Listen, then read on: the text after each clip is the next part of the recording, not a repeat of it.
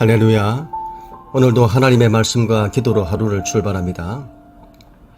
살아가는 우리 영락 모든 가족들에게 오늘도 하나님의 은혜와 축복이 임할 것을 믿습니다.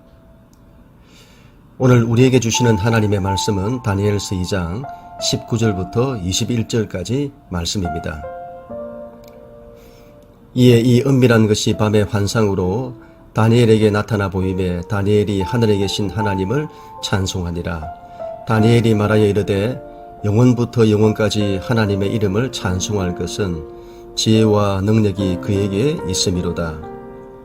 그는 때와 계절을 바꾸시며 왕들을 폐하시고 왕들을 세우시며 지혜자에게 지혜를 주시고 총명한 자에게 지식을 주시는도다. 아멘. 여러분, 바벨론 왕이 꿈을 꿉니다. 그 꿈으로 인해 왕은 번민하고 잠을 이루지 못합니다. 심상치 않은 꿈인 듯합니다. 나중에 알게 됩니다마는 역사와 제국의 운명에 대한 꿈입니다. 그 꿈으로 인해 바벨론 제국은 위기를 맞습니다. 제국 안에 있는 그 어떤 통치자도 술사도 학자도 그 꿈을 해석하지 못합니다. 제국이 섬기는 그 어떤 신도 제국의 운명을 바꿀 능력이 없습니다. 다니엘은 하나님께 기도합니다. 그리고 세 친구에게 기도를 부탁합니다. 마침내 하나님께서 그 꿈과 해석을 다니엘에게 보이십니다. 그 꿈과 해석을 들었던 바벨론 왕은 다니엘에게 엎드려 절하고 다니엘이 섬기는 하나님을 인정하게 됩니다. 여러분, 왕이 다니엘에게 엎드렸다는 것은 있을 수 없는 일이죠.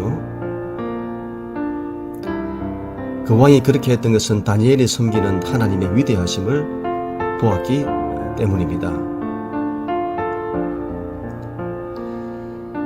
여러분, 제국의 위기를 통해 하나님은 하나님의 영광을 나타내십니다. 역사와 온 세상의 주권자가 하나님이심을 나타내십니다.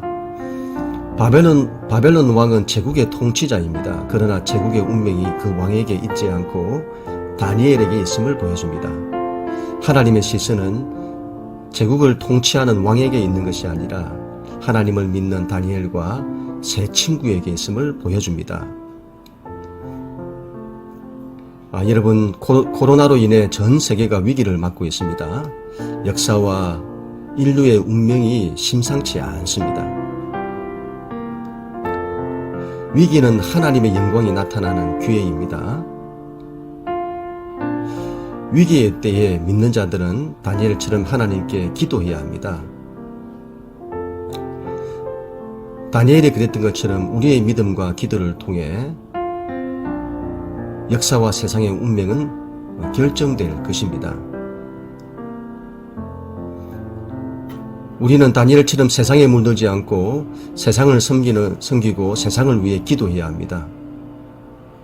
결국 믿는 우리를 통해 세상에 하나님의 영광이 나타날 것입니다.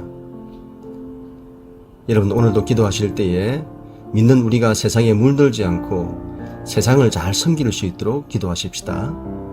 역사의 주권이 하나님께 있음을 인정하고 위기의 세상을 위해 기도하십시다. 세상이 하나님을 인정하고 하나님께로 돌아올 수 있도록 기도하십시다. 그런 복된 한 날이 될 수 있기를 주님 이름으로 축복합니다.